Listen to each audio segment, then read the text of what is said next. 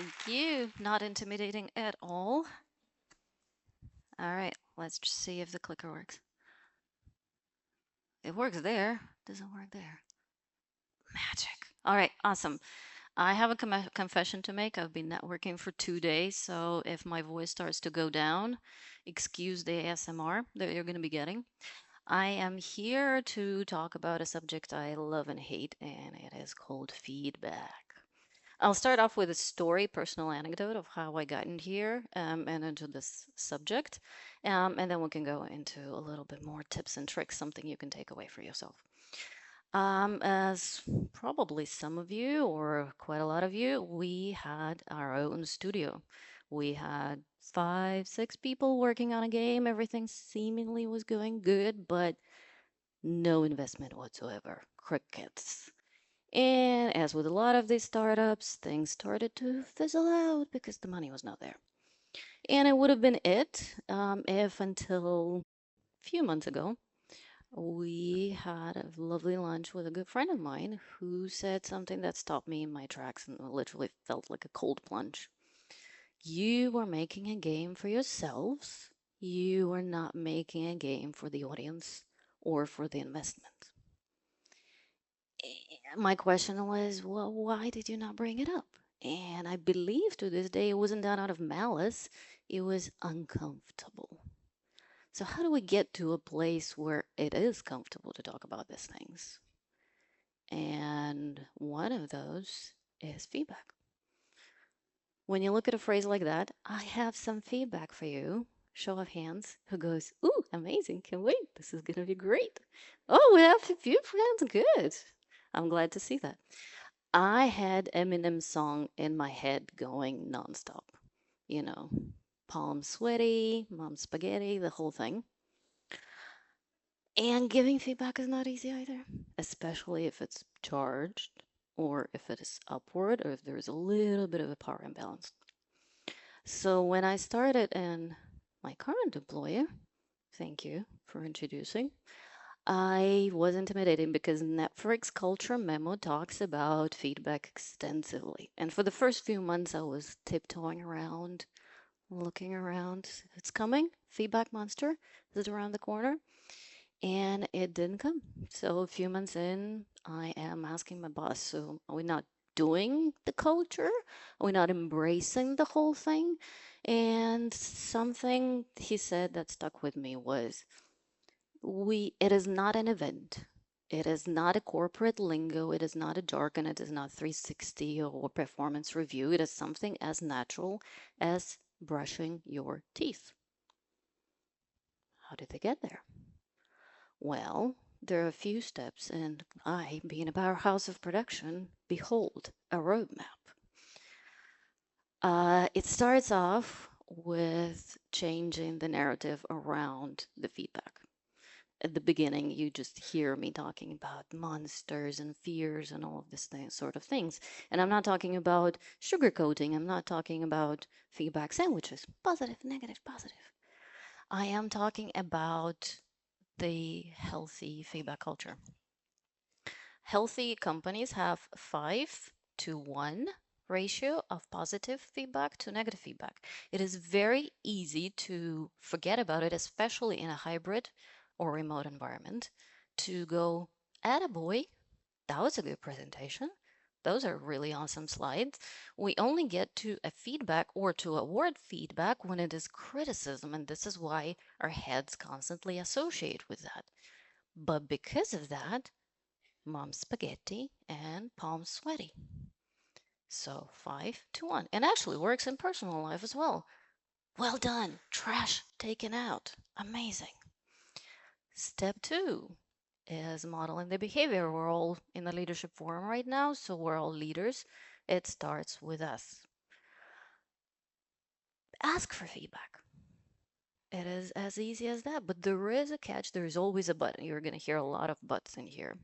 There's always a but. If I went to Mel and asked her for feedback, she'd be like, what do you want my feedback on? Do you know, choice of footwear or Slack messages at 9 p.m.? Be concrete, be precise. So take a note. One question: what is the one thing I could do differently that would help you. And with that, trust me, there's always a list. They will always come up, and the first thing they're going to come up with is super painful. And this is the one thing you need to change. But as time goes, there will be more things that are just bubbling up, and you'll start fixing. But as I said, there's always a but. It is very easy to close that lovely door that just opened up. And it is easy with a response. Because we've all heard of this active listening, especially if feedback hits home. We come up with gazillion reasons of why. And I have this, inner subtitle monologue going in my head. And it's okay. I'm going to say something controversial. It's okay to have that monologue because it means it's hitting home. Embrace it, but use three magic words. That's it. Tips and tricks. Tell me more. If you use the tell me more, the door stays open and the inner monologue can continue in your head. But the tell me more allows for a dialogue, and maybe you can get to a place where it is constructive. It is something that can actually happen. And last but not least, sometimes, you do a lot of these things and they don't volunteer. You have to create something that somebody before me talked about psychological safety. Criticize yourself. Volunteer something. I volunteered at the beginning that my voice is going to go down.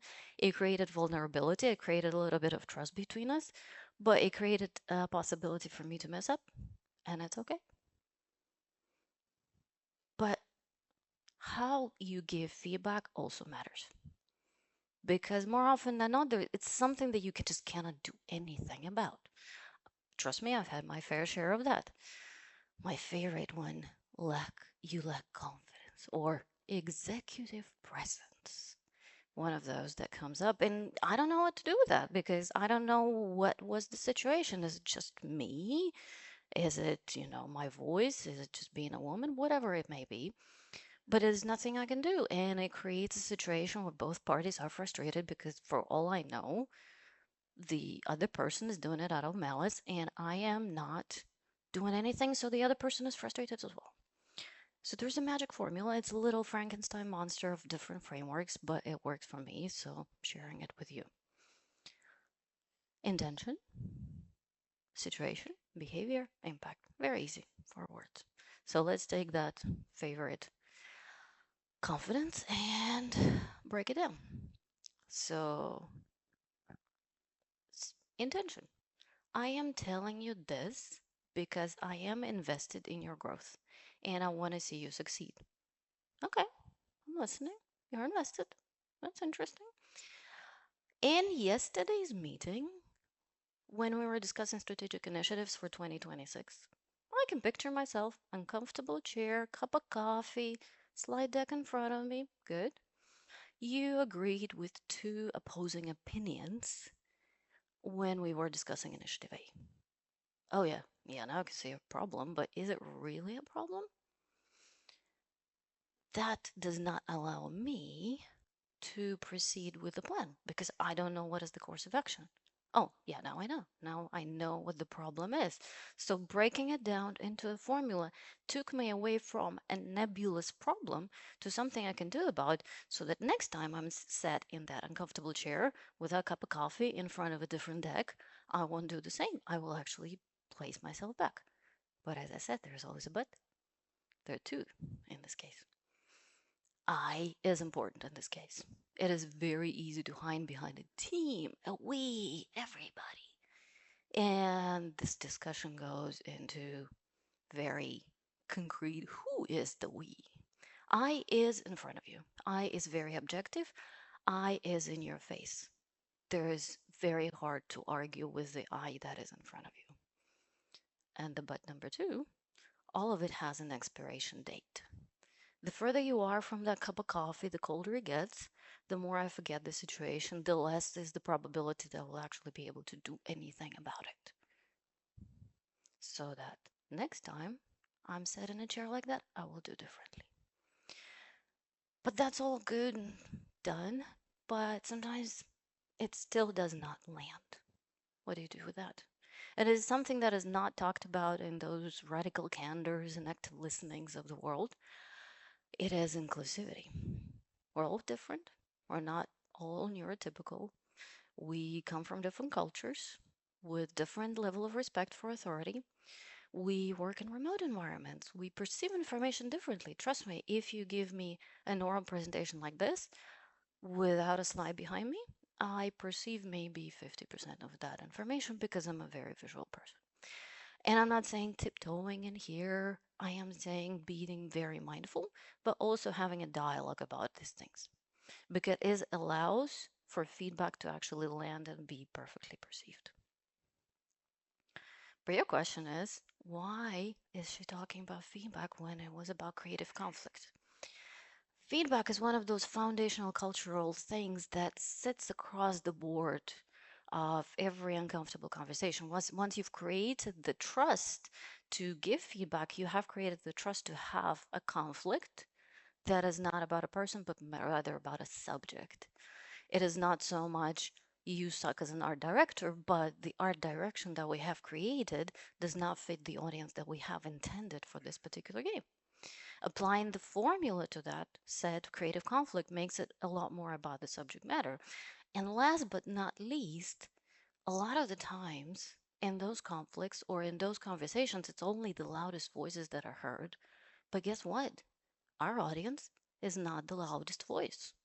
So, having inclusivity and being very conscious about enabling people to be open in those kind of conversations actually creates teams that speak up and they reflect the world and they reflect the games that we're supposed to be doing.